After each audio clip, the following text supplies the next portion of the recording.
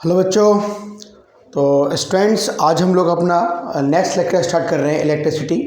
तो इसमें बड़ा ही पहला इंपॉर्टेंट टॉपिक है आपका कि colour coding of carbon resistance क्या होता है। डालो हेडिंग कलर कोडिंग ऑफ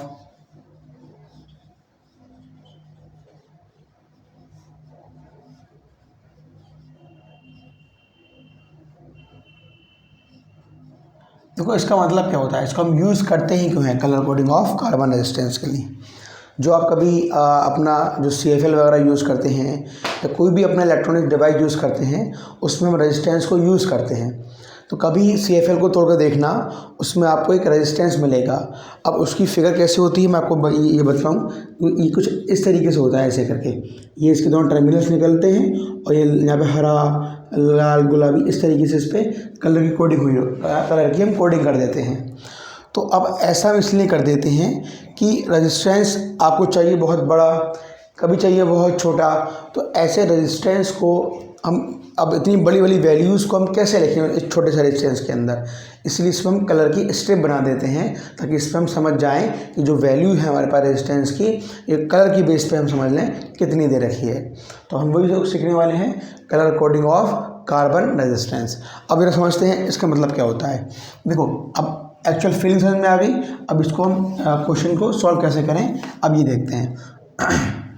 यहाँ पे लिख लो एक बार,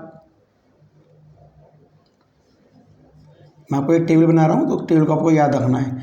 कलर डिजिट और तीसरा है आपका मल्टीप्लायर और लास्ट होता है आपका टॉलरेंस। अब जो टॉलरेंस का मतलब क्या होता है कि कितनी परसेंटेज किसी रेजिस्टेंस में ज़्यादा है या कितना उसमें कम है। मतलब टॉलरेंस मतलब समझ लो उसका एरर कितना है। एरर का मतलब क्या होता है कि उसमें कमी ज़्यादती कितनी है। मतलब 20 ओम का तो है तो 20 ओम से 19 है या 21 है, 19-21 का फ़र्क रहता है। 20 है उसका 19 हो या तो इसमें कितना एरर आ गया आपका 0.1 का एरर आ गया। हो सकता हो वो 21 हो अभी 1 का एरर आ गया। तो एरर को हम क्या बोलते हैं सिंपली यहाँ पे टॉलरेंस बोलते हैं। अब अभी पूरा एक आध क्वेश्चन सॉल्व करोगे, टॉलरेंस मल्टीप्लायर डिजिट कलर पूरी कहानी पूरी क्लियर हो जाएगी। अब याद रखो, देखो मैं कलर का नाम लिख रहा हूँ। पहला है ब्राउन, ब्लैक, रेड, ऑरेंज।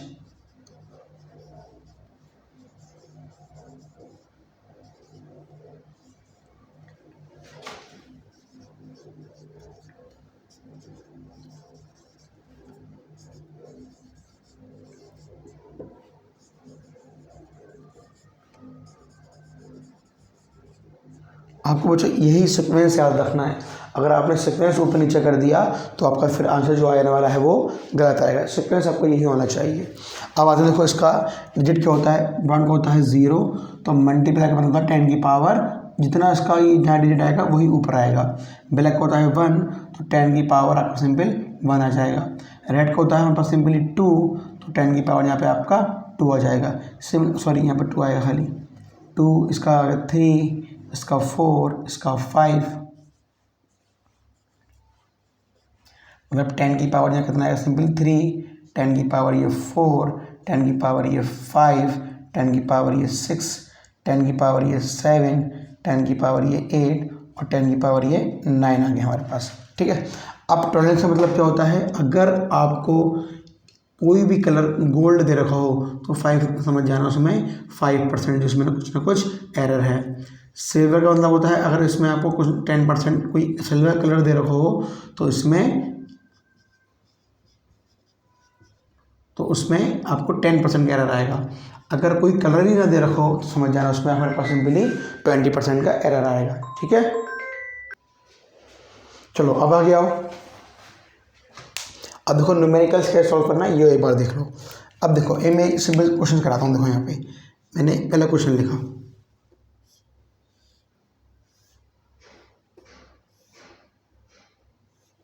अच्छा, क्वेश्चन से पहले एक और नियम लिख, यहाँ पे लिख लो, नोट लिख लो यहाँ पे कि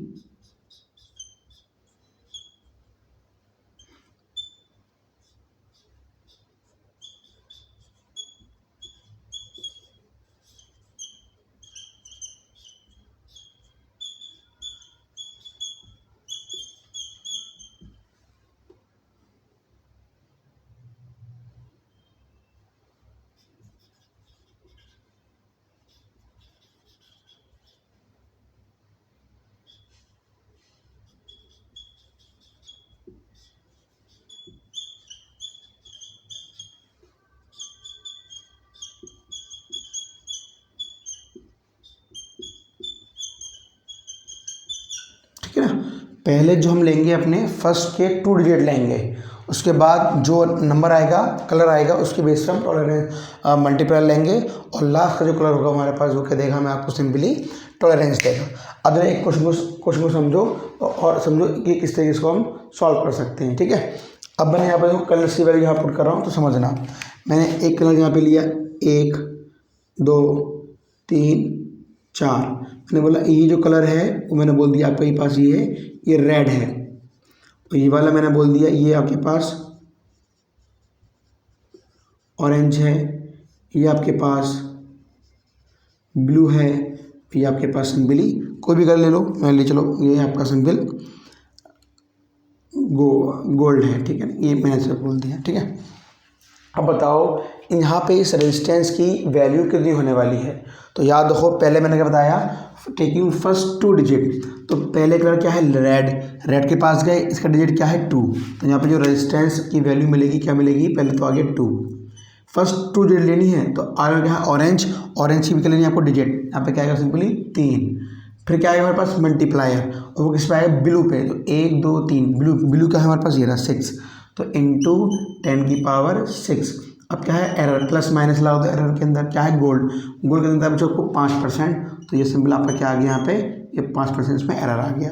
तो ये आपका सिंपल क्या निकल कर आ गया, रेजिस्टेंस। अब खुद देखो, इतने से रेजिस्टेंस में कलर की बेस पे हम लोग क्या पढ़ सकते हैं, ये कितनी बड़ी हैवी वैल्यू प्रोवाइड करवा रहा है। एक क्वेश्चन देखो, सॉल्व करो। अब वीडियो को पॉज करके एक बार आप लोग खुद ट्राई करना कि इसका आंसर क्या आने वाला है। ठीक है, तो मैं यहाँ पे सिर्फ 3 कलर यूज़ कर रहा हूँ, अब बताना है आपको क्या इसका आंसर आएगा। पहला यूज़ कर लिया मैंने सिंपल येलो,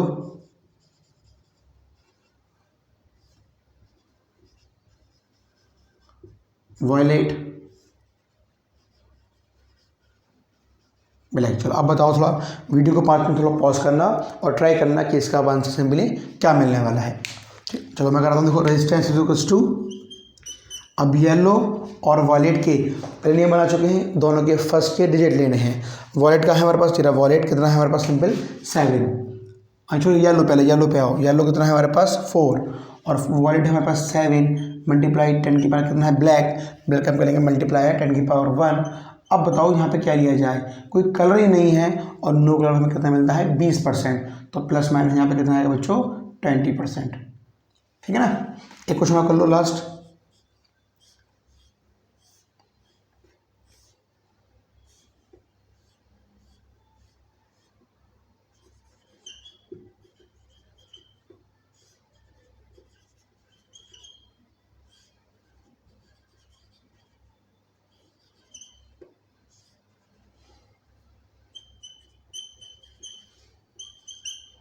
चलो यहाँ बताओ, है ना।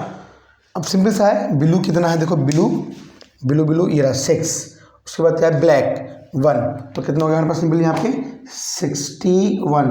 आप किस पाएंगे, सिंपली रेड पे आओ, रेड कितना है हमारे पास 10 की पावर 2 मीन्स मल्टीप्लायर पे आएंगे। और यहाँ पे क्या देखा, सिल्वर, यानी कि कितना मिलेगा आपको यहाँ पे 10%। तो आई होप आपको एक कलर कोडिंग और पावर एनालिसिस पूरी समझ में आई हुई। तो आप इस चैप्टर को आंसर बनाओ, फिर हम आगे बढ़ते हैं नेक्स्ट टॉपिक पे।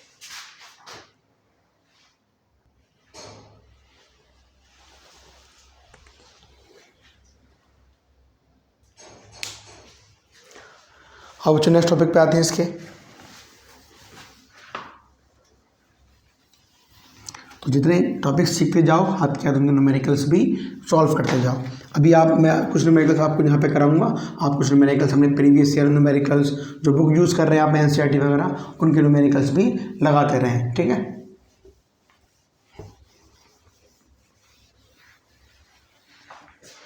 अब नेक्स्ट पे आते हैं। देखो नेक्स्ट आपका करंट डेंसिटी।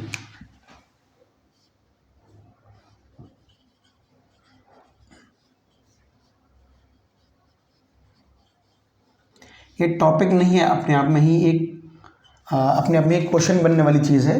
तो करंट डेंसिटी हो गया या ohms law in vector form हो गया, ये टॉपिक्स नहीं है, ये अपने आप में खुद आने वाले क्वेश्चंस होते हैं कि बताओ करंट डेंसिटी का एक्सप्रेशन क्या है, बताओ ओम्स लॉ का वेक्टर फॉर्म में एक्सप्रेशन क्या है। इन सब बातों का खुद ब खुद ये क्वेश्चन पूरे के पूरे उठ के ऐसे ही आ जाते हैं। तो जरा समझो कि करंट डेंसिटी एक्चुअल मतलब क्या है। तो करंट डेंसिटी को अगर बताएं हैं, अगर हम फिजिकली इसको हम फील करना चाहें तो हम ऐसे समझ सकते हैं। फॉर एग्जांपल मैंने कहा कि किसी वायर में करंट फ्लो कर रहा है। अब जब वायर में करंट फ्लो कर रहा है और हम बोलते भी हैं करंट जो है इस डायरेक्शन में फ्लो कर रहा है, इस डायरेक्शन में फ्लो कर रहा है, मीन्स करंट को हम क्या प्रोवाइड करवाते हैं, डायरेक्शन। और फिर क्या बोलते हैं, करंट एक स्केलर क्वांटिटी है। तो दोनों बातें कंट्रडिक्शन करती हैं हमारे पास कि आप डायरेक्शन भी प्रोवाइड करवा रहे हो और बोल भी रहे हो कि स्केलर क्वांटिटी है। तो बात सही क्या है, बात सही हुई होती है, उसके बाद डायरेक्शन भी है, बिल्कुल सही बात है। लेकिन अगर किसी वेक्टर क्वांटिटी को हम अलग अलग डायरेक्शन से लेकर ऐसे आएंगे तो मिलने वाले मैग्नीट्यूड की वैल्यू डिक्रीज होगी, because it move in opposite direction. For example मेरे पास एक फोर्स है, एक कैसी क्वांटिटी है, एक वेक्टर क्वांटिटी है। मैंने कहा इस मार्कर पे इधर से लगने वाला फोर्स 5 न्यूटन का है, इधर से लगने वाला फोर्स 10 का है। तो मार्कर खुद सोचो कहाँ पर जाएगा, 5 कैसे लगा रहे हैं, 10 कैसे लगा रहे हैं, तो ये इधर जाएगा 5 के फोर्स से, बिकॉज आपने 5 का इधर लगा के तो 10 में से 5 को माइनस करा दिया, because force is a vector quantity. वो डिपेंड करती है कि आप डायरेक्शन कहाँ से दे रहे हैं। Similarly when we talk about the current के पास डायरेक्शन तो है, लेकिन जब आपने इससे करंट दिया 5 एम्पियर का, यहाँ से आया इसके पास 10 एम्पियर का, what is the value of current is not detect, उसको हम माइनस नहीं करते। 5 और 10 व्हाट वी गेट 15 एम्पियर। तो ये चीज़ यहाँ पे करंट ने फॉलो नहीं करी, इसको हम बोलते हैं रूल्स ऑफ वेक्टर एडिशन।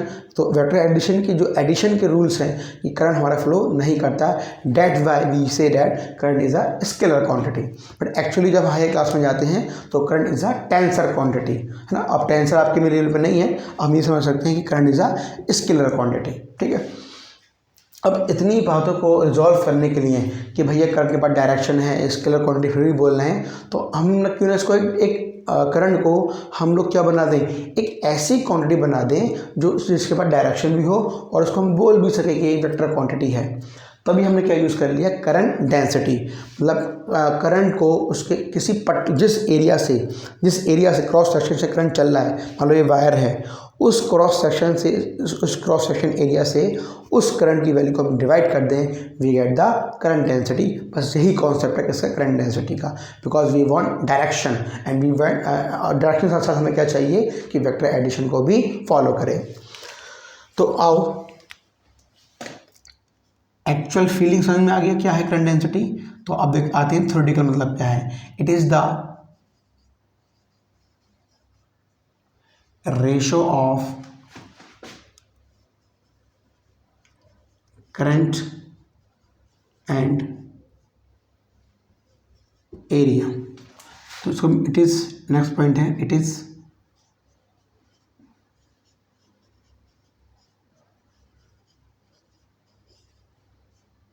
जे। और कैसी क्वांटिटी होती है वेक्टर, तो मैंने साइन लगा दिया। तो अब क्या लिखोगे, J is equals to I upon A. ठीक है, अब ए का हम क्या यूज़ करते हैं, हमेशा एरिया वेक्टर यूज़ करते हैं। फॉर एग्जांपल मैंने कहा कि what is the area of this figure, इसका ये ए दे रखा है, ये भी ए दे रखा है ना। तो ए इंटू ए क्या मिल जाएगा, एरिया क्या मिल जाएगा, सिंपल आपको ए स्क्वायर। अब मैं पूछूं, ये जो अब मैंने रेक्टेंगल बनाया है ना, ये 2 डायमेंशन मतलब एक्स और वाई डायमेंशन, मतलब ये एक्स में है ये वाई में है। तो बताओ एरिया वेक्टर का डायरेक्शन कहाँ मिलेगा। तो याद रखना, एरिया वेक्टर का जब भी हम डायरेक्शन फाइंड करते हैं वो उस सरफेस के हमेशा परपेंडिकुलर होता है। मतलब वो कहाँ पे आ रहा होगा, आपका जेड डायरेक्शन में आ रहा होगा। एक्स वाई में ये रखा है, इसका डायमेंशन हमेशा जेड डायरेक्शन में आएगा, मीन्स उस सरफेस के हमेशा परपेंडिकुलर आता है। अब सिंपल यहाँ से मैं क्या बोल दूँ कि इसकी यूनिट क्या होगी, तो सिंपल आप क्या बोलोगे, unit of current density what we get, unit ampere per metre square. और सिंपली अगर यहाँ से करंट निकालूँ क्या मिलेगा मुझे, J dot A equals to I के बराबर। बिकॉज डॉट हम जब लगाते हैं जब इधर वाली कैसी हो, स्केलर क्वांटिटी हो, दैट्स व्हाई वी यूज यहाँ पे डॉट प्रोडक्ट। तो सिंपल बोलो जे ए अगर मैं फिर इसको बात इन टर्म्स ऑफ मैग्नीट्यूड बात करूँ, J A cos theta is equals to value of I. तो ये बात याद रखना। आज से हमने एक नई चीज़ सीख ली, करने के साथ साथ एक नया फॉर्मूला बना लिया किसका, करंट डेंसिटी का। ठीक है, ये काफ़ी एग्जाम्स में यूज़ करते हैं कि what is the current density. और जब भी हम नेक्स्ट चैप्टर्स में एम्पेयर्स लॉ पढ़ेंगे तो इस करंट डेंसिटी का वहाँ पे खौफ यूज़ होता है, तो वहाँ पे इसको हम यूज़ भी करेंगे। करो इसको फिर आगे बढ़ाते हैं।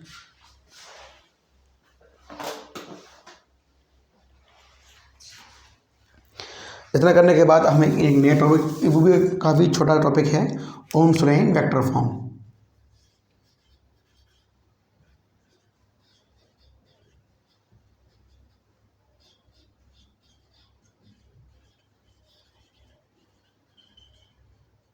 अब देखो, हम लोग जानते हैं V equals to I are.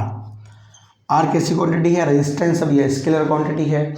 आई क्या है, अभी पढ़ा, वो भी स्केलर क्वांटिटी है। तो व्हाट अबाउट वी, वी क्या है हमारे पास, सिंपली स्केलर क्वांटिटी है।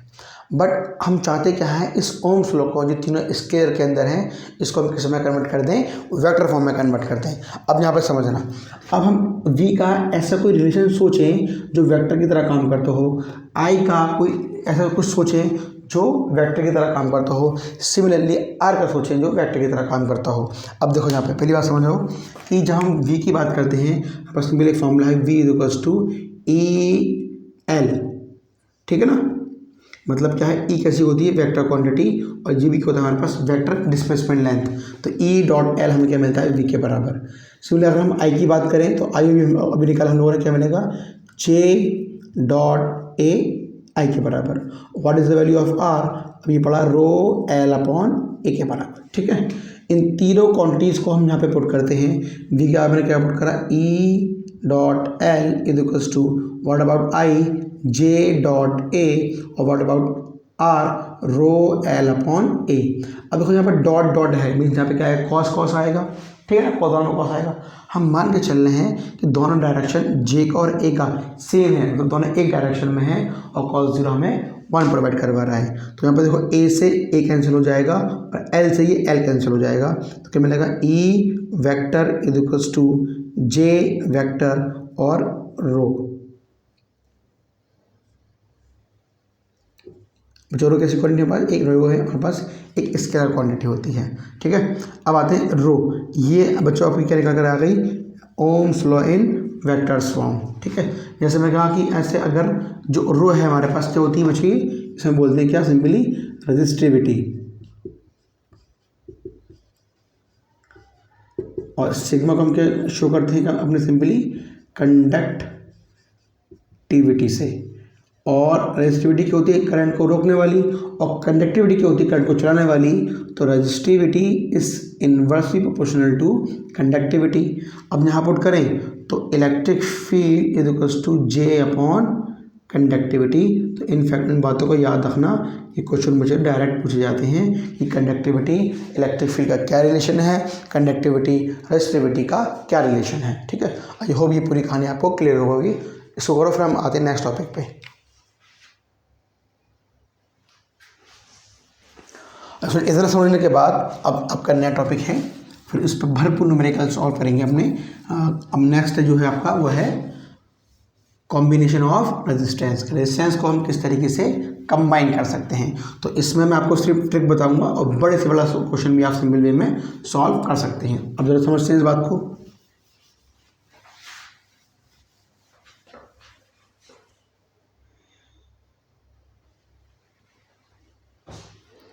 कॉम्बिनेशन ऑफ रेजिस्टेंस,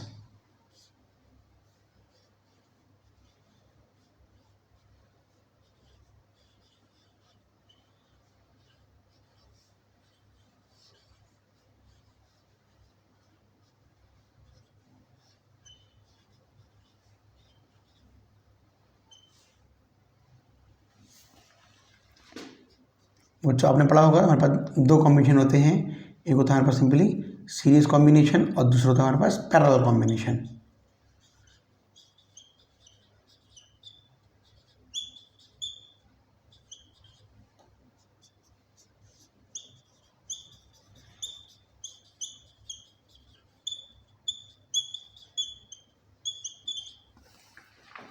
पहले हम लोग पढ़ते हैं पहला कि सीरीज कॉम्बिनेशन की कहानी कैसे होती है।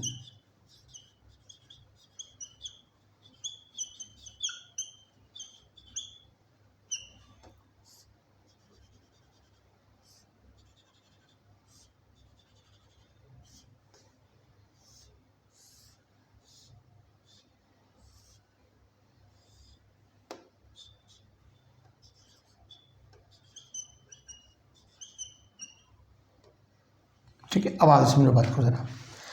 अब ये मैंने एक बैटरी बनाई और मैं चाहता हूँ किसका कॉम्बिनेशन है, सीरीज़ कॉम्बिनेशन बनाना। अब यहाँ पे जरा समझो बात को, देखो कैसे बनेगा।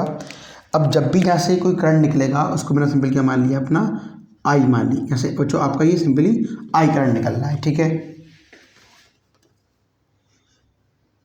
चलो, अब यहाँ से आई करंट निकला।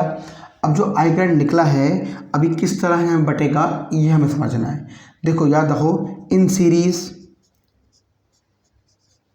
अगर आपके माइंड में ये सब बातें रहेंगी तो आप किसी भी क्वेश्चन को बिना कुछ करे, बिना टाइम गवाए सॉल्व कर सकते हैं। In series combination current across each resistor is remains same. और सिमिलरली हम बात करें in series combination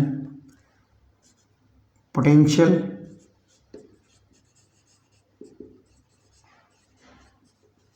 across each resistor is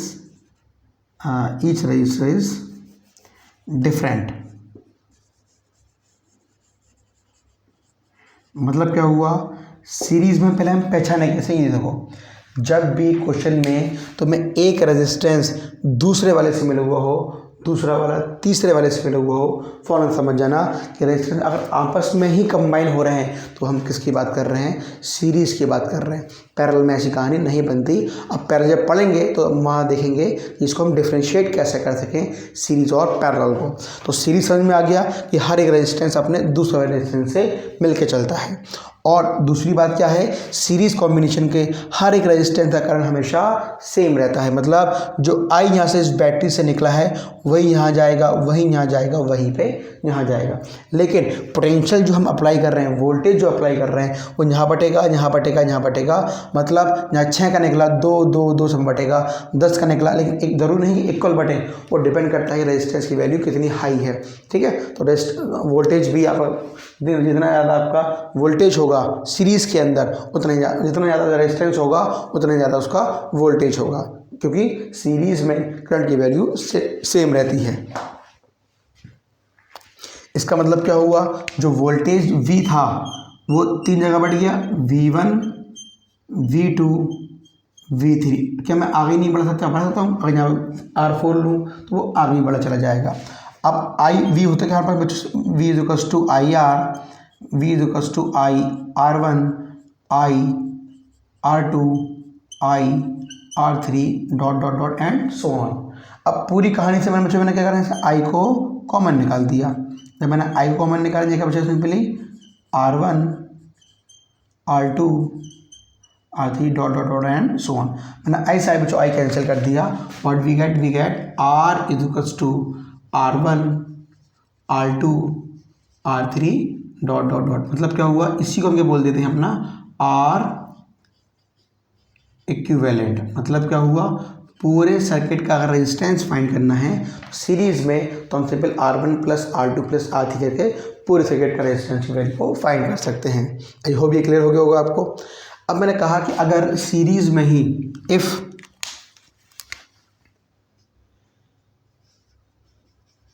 we have an equal resistance in series, तो R1 इक्वल है तो R अप टू R तक, up to N तक, तो ER जो नेट मिलेगा R प्लस R डॉट कहाँ तक, R तक। तो R equivalent is equals to n R के बराबर। ये आपका सिंपल का समझ में आ गया, एक नया फॉर्मूला बन गया R इक्विवेलेंट का। आई बात समझ नहीं आई यही बात। तो सिमिलरली ये पूरा कॉम्बिनेशन किसका बना दिया हमने, सीरीज़ का बना दिया। अब सिमिलरली बच्चों हम पूरी चार्ट बनाते हैं किसके बारे में, कि पैरेलल कॉम्बिनेशन में ये चार्ट कैसे बनेगी। अब बात करते हैं सेकंड हेडिंग, पैरेलल कॉम्बिनेशन।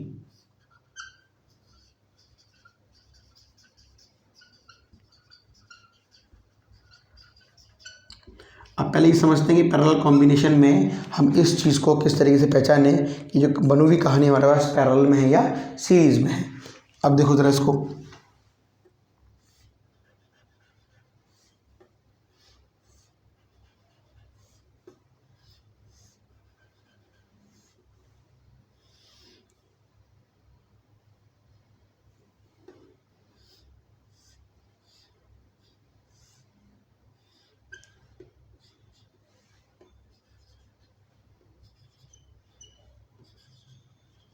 ठीक है। अब ये नहीं जरूरी कि 3 ही लूँ, हम 4 5 जहाँ उतनी ले सकते हैं। अब देखो पैरेलल को पहचानने का तरीका क्या होता है, एक बात याद रखो, पैरेलल का हर एक रेजिस्टेंस कहाँ मिलता है, वो जाकर सीधा बैटरी में जाता है। फॉर एग्जांपल मैंने कहा ये रेजिस्टेंस का टर्मिनल कहाँ जा रहा था, ये आया और सीधा कहाँ जा रहा है, सीधा आया बैटरी के पास। ये तो कहाँ ऐसा आया, कहाँ के, सीधा बैटरी के पास। ऐसे ही R1 हो गया, ऐसे ही R2 देखो आया बैटरी के पास, इधर आया बैटरी के पास। सिमिलरली R3 देखो आया बैटरी के पास। मतलब पैरेलल में होने के लिए हर जो रेजिस्टेंस होता है उसका सारा कनेक्शन कहाँ से होता है, बैटरी से। तो कहने का मतलब ये हुआ, वो पोटेंशियल आपस में बांटेंगे नहीं, सब के सब किससे पोटेंशियल लेंगे, बैटरी से। तो इस बात का मतलब ये हुआ सबका पोटेंशियल कैसा होने वाला है, सेम होने वाला है। मान लो यहाँ से करंट निकला आई जो करंट निकलेगा इसके पास जाएगा, इसके पास जाएगा, इसके पास जाएगा, वो तीनों के पास जाएगा। तो तीनों में करंट यहाँ पे बटने वाला है। बट व्हाट अबाउट पोटेंशियल, वो सेम रहे। क्यों, सब का सब कहाँ से मिलना है, बैटरी से। तो इसी बातों को ध्यान में रखते हुए हमने बच्चों में नियम बना दिया कि इन पैरेलल में पोटेंशियल सेम रहेगा और करंट की वैल्यू डिफरेंट हो जाएगी। अब इन सब बातों को सिंपल हम लिख लेते हैं, in parallel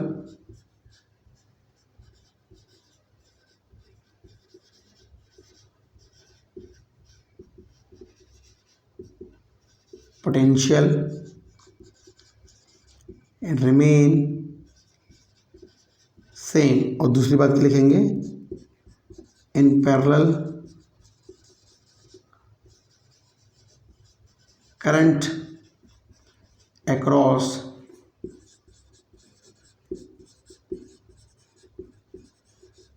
each resistor is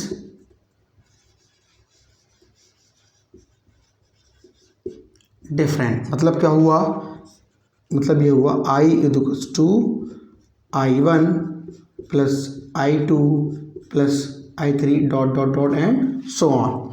मतलब क्या हुआ, अब ऐसे बात करें किससे, ओम्स लॉ से, तो V इक्वल्स टू IR होता है, तो V अपॉन R किसके बराबर बच्चों, यहाँ से आ गया I के बराबर। तो मैं ये क्या लिखूँगा, V upon R equals to V upon R1 V upon R2 V upon R3 and so on. अब V एक से बन जाएगा क्योंकि V की वैल्यू सब जगह कॉमन है, एक सी है। V को मैंने कॉमन निकाल के काट दिया, तो क्या बचा हमारे पास, simply 1 upon R is equal to 1 upon R1 plus 1 upon R2 plus 1 upon R3 and dot dot dot so on. कई बच्चों की पूरी कहानी समझ में आ गई। यहाँ के पास नया फॉर्मूला आ गया इसका R1 का, किसके अंदर, पैरेलल के अंदर। इस बात को याद रखना अच्छे से ना। अब यहाँ पर देखो, अब इसी को हम थोड़ा और मॉडिफाई करते हैं और क्वेश्चन को किस तरीके से हम छोटा कर सकते हैं वो समझते हैं। मैंने कहा if n equal resistance in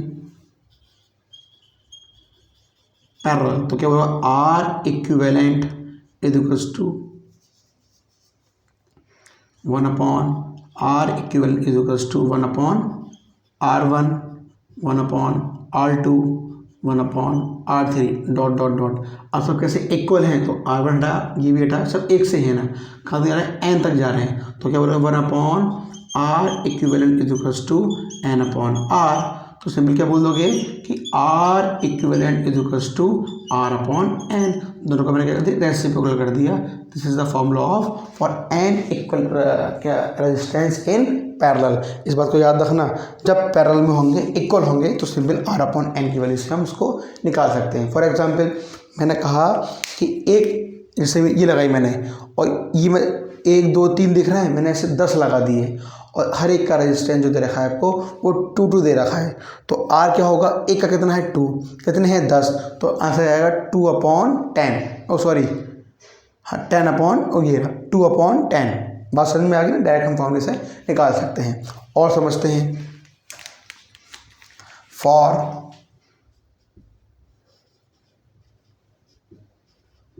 to equal या फॉर टू रेजिस्टेंस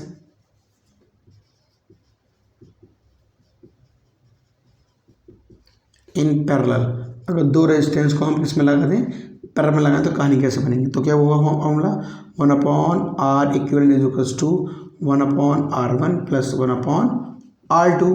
क्या इसका एलसीएम आएगा, सिंपली R1 R2, ऊपर कितना जाएगा R2 प्लस R1, यहाँ पे क्या है 1 अपॉन R इक्विवेलेंट। अगर मैं इसको उल्टा कर दूँ तो क्या मिलेगा, R equivalent is equals to R1 R2 upon R1 plus R2. This is the formula for calculating the resistance for two resistance which is in parallel. तो आई होप ये पूरी कहानी, सीरीज़ की पैरेलल की पूरी कहानी आपके माइंड में समझ में आ गई होगी। अब इसको स्टेप बाय स्टेप और लिख लो, फिर अभी और कुछ ट्रिक्स सीखते हैं कि इसके अंदर, पैरेलल के अंदर कैसे और ट्रिक्स को हम निकाल सकते हैं। इतना करो, फिर आगे बढ़ाते हैं इसको।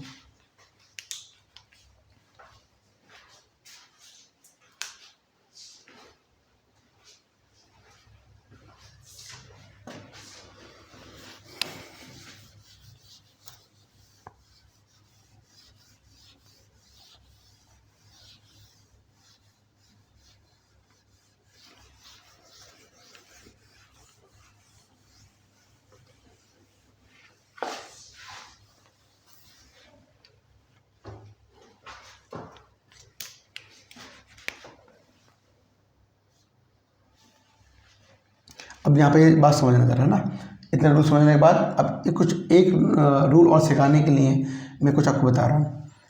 अब मैंने क्वेश्चन लिया, सिंपल देखो क्वेश्चन लिया मैंने, यहाँ पे मैंने कहा कि फाइंड R इक्विवेलेंट, किसका निकालना है। यहाँ मैंने एक सिंपल सा एक सर्किट बना दिया ऐसे करके,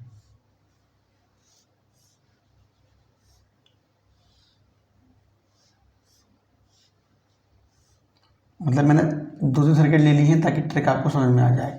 एक क्वेश्चन ये वाला है और एक क्वेश्चन आपका ये वाला है।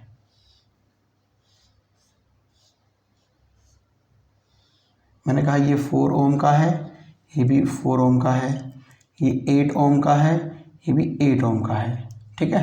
अब मैंने कहा कि इसका रेजिस्टेंस निकालो, इसका रेजिस्टेंस निकालो, मतलब इसका R इक्विवेलेंट निकालो। तो R equivalent is equals to 1/4 plus 1/4।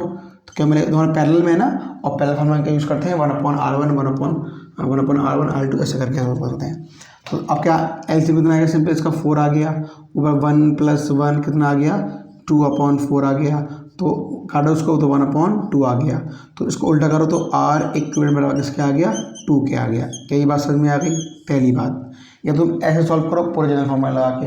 Second rule क्या है कि अगर एक से हो तो ये लगा लो, तो क्या बोलोगे R इक्विवेलेंट इज इक्वल्स, दोनों एक से हैं, N/R कर दो, N/R कर दिया। N कितना है हमारे पास, 2 है, 1 2, सॉरी उल्टा रख दिया, R/N कर दो।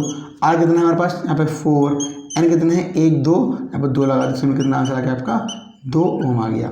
इससे भी कर सकते हैं। किसी ने कहा कि ना इससे पता ना इससे पता, तो इससे कर सकते हैं क्या, ऊपर दोनों का मल्टीप्लाई कर दो, का पैरेलल में, तो दोनों का मल्टीप्लाई करो, 4 4 जा, तो R equivalent is equals to कितना, 4 4 जा कितना है बच्चों 16, और कितना आएगा 2 + 2, तो 16/4 यानी कितना मिलेगा हमें, सॉरी इंच आएगा 4 + 4 8, तो कितना अभी भी 2 आ गया हमारे पास। कई कहानी समझ में आ गया, मतलब एक ही क्वेश्चन को मैंने 3 तरीके से सॉल्व करा है। लेकिन ट्रिक क्या है कि तीनों बार सॉल्व करना है। ट्रिक ये है हम सॉल्व ही नहीं करेंगे, हम सिर्फ आंखों से देख के उसका आंसर बताएंगे। अब वो कैसे बताएंगे वो समझ में आएगा इसको करने के बाद। आती है देखो उसको। अब तो मैं तुमसे पूछूँ कि इसको कैसे करना है। 3 तरीके मैंने अप्लाई कर लिए, मैं इसको सिर्फ और सिर्फ एक तरीके से अप्लाई कर रहा हूँ, सिंपल ये वाले मेथड से। बाकी तरीके आप अप्लाई कर लेना। लेकिन एक्चुअल मतलब क्या है वो आपको जो बता जा रहा हूँ वो समझो। 1/8 प्लस 1/8 व्हाट अबाउट एलसीएम कितना क्या बच्चों इसका 8 आ गया। अब 8 से 8 कैंसिल, क्या मिला 1 + 1 क्या मिल गया 2/8 क्या मिला हमें 1/4। तो R equivalent is equals to 4 के बराबर। अब इससे करोगे तब भी 4 आएगा, इससे करोगे तब भी 4 आएगा। अब मेरे ट्रिक का मतलब क्या है, जो मैं आपको ट्रिक बता रहा हूँ वो ये बता रहा हूँ कि जब भी तुम देखो कि 2 रेजिस्टेंस पैरेलल में हैं और एक से हैं, पैरेलल में है, ये भी 4 ये भी 4, आंसर क्या आया 2। ये 8 ये 8, आंसर क्या आया 4। कहने का मतलब क्या हुआ, अगर 2 रेजिस्टेंस पैरेलल में हैं एक से हैं तो आंसर निकालने की कोई ज़रूरत नहीं है, उसी का आधा कर दो। 4 है 2 आ गया, 8 है 4 आ गया, 10 होता 5 आता, 12 होता 6 आता, मगर 5 होता तो 2.5 ओम आ जाता। क्या मेरी बात समझ में आ गई। जब भी रेजिस्टेंस एक से हो, पैरेलल में हो, सीरीज पैरेलल में हो और एक से हो, फौरन कंबाइन करके सीरीज में उसमें लगा दो, इसमें आधा कर दो। तो समझ में आ गया। अब नेक्स्ट रूल पे एक और रूल पे आते हैं। तो अगला रूल ये है कि अगर एक से ही ना हो तब क्या करेंगे हम,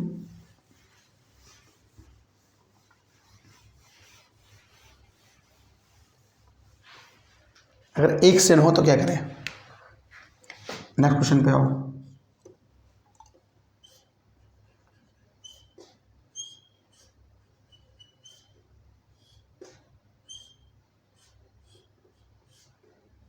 मैंने कहा बच्चों ये 4 का है, ये 8 का है।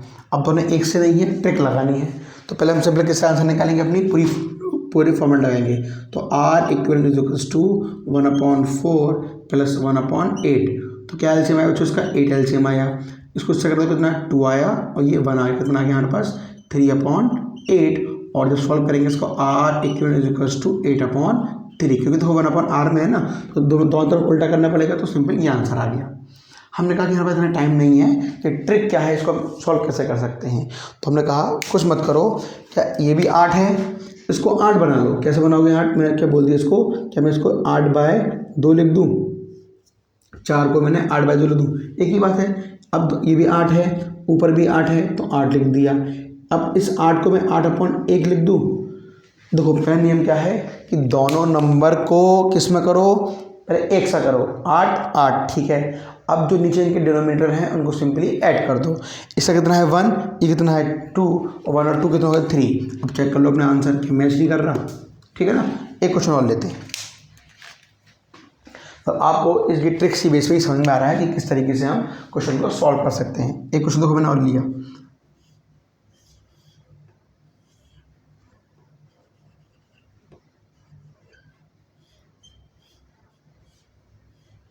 यहाँ पे देखो मैंने लिया पे 10 और यहाँ चलो मैंने 5 ले लिया। आप कुछ भी ले सकते हैं, कुछ भी, बस ऐसा करना है कि ऊपर जो डिनोमिनेटर में एक सा आ जाए और सिंपल के डिनोमिनेटर को ऐड कर दो। अब मैंने बोला कि 5 है, उसको मैं क्या लिख दूँ 10/2 लिख दिया, तो 10/2 5 ही तो मिलेगा। अब 10 ये भी 10, तो क्या आ गया 10, ये है 2, यहाँ कितना है 1, कितना आ गया 3। सही है। एक क्वेश्चन और देखो यहाँ पे,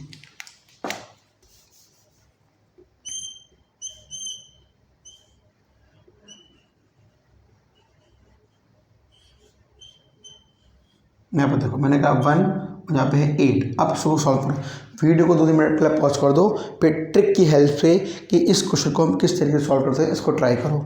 यहाँ पर देखो यहाँ पे 8 है ना, यहाँ पे 8 लिख दिया, यहाँ 1 है, तो इस 1 को मैं कैसे लिखूँ 8 के टर्म से। तो मैंने क्या बोल दिया इसको 8/8 लिख लो, कोई दिक्कत नहीं है, नहीं है। अब 8/8 तो 1 ही मिल जाएगा, तो ऊपर भी 8 है नीचे भी 8 है, 8 लिख लिया।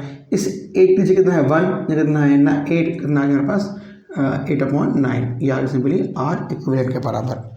बच्चों ये पूरी कहानी समझ में आ रही है। तो अभी तो बस मैंने आपको इस अभी के इसमें कॉम्बिनेशन में सीरीज़ का रूल क्या है, पैरेलल का रूल क्या है और इसके बीच की ट्रिक्स क्या हैं, अभी हम लोगों ने ये सीखी।